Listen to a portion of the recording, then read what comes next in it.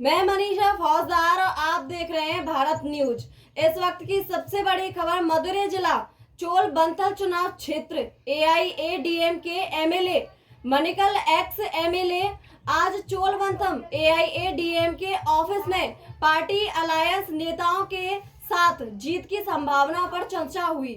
इस बार यह पक्का है कि ऑल इंडिया अन्ना द्रविड़ मुनेत्र कन्गड़म पहली बार चोलबंथल चुनाव क्षेत्र जीतेगी। வணக்கம் சார். வணக்கம் சார். என்னுடைய பெயர் கி மாணிக்கம். நான் சோழவந்தான் சட்டமன்ற தொகுதியில் அனைத்து இந்திய அண்ணா திராவிட முன்னேற்றக் கழகத்தின் சார்பாக 3வது முறையாக இந்த தொகுதியிலே போட்டியிடுகிறேன். 2016 to 2021 வரை இந்த தொகுதியுடைய சட்டமன்ற உறுப்பினராக இருந்து மாண்புமிகு இதயதெய்வ புரட்சித் தலைவி அம்மா அவருடைய அருளாசியோடு வேட்பாளராக நிறுத்தப்பட்டு ஏறக்குறைய 25,000 வாக்குகள் வித்தியாசத்திலே இந்த தொகுதியிலே வெற்றி பெற்று தொகுதி மக்களுடைய நன்மதிப்பை பெற்றிருக்கின்றேன். கடந்த 2021 ஆண்டு தேர்தலிலே திராவிட முன்னேற்றக் கழகத்துடைய பொய் பிரச்சாரங்களாலும் பணபலத்தாலும் இந்த தொகுதியிலே குறைந்த வாக்கு வித்தியாசத்திலே வெற்றி வாய்ப்பை இழந்திருந்தேன்.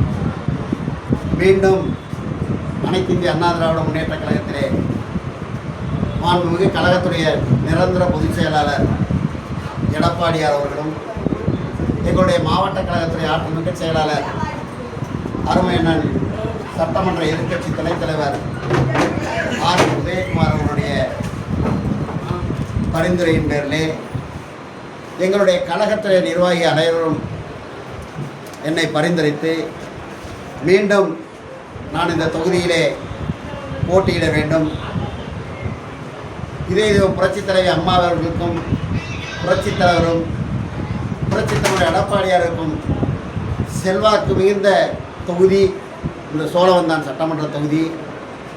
எனவே இந்த முப்பெருந்தலைவர்களுடைய ஆசீர்வாதத்தோடு எங்களுடைய மாவட்ட கழக செயலாளருடைய ஆர்வி உதயகுமார் அண்ணன் அவர்களுடைய வாழ்த்துக்களோடு இந்த தொகுதியிலே 50,000 வாக்குகளுக்கு மேல் வித்தியாசத்தில் வெற்றி பெற்று அனைத்து இந்திய அண்ணா திராவிட முன்னேற்றக் கழகத்தில் வெற்றி பெற்று தமிழகத்துடைய நிரந்தர முதலமைச்சராக ஐயா எடப்பாடி அவர்கள் மீண்டும் வருவார்கள் என்பதை இந்த நேரத்தில் நான் தெரிவித்துக் கொள்கின்றேன். சோழவந்தான் தொகுதியிலே வெற்றி அனைத்து இந்திய அண்ணா திராவிட முன்னேற்றக் கழகத்திற்கு முதல் வெற்றியாக இருக்கும்.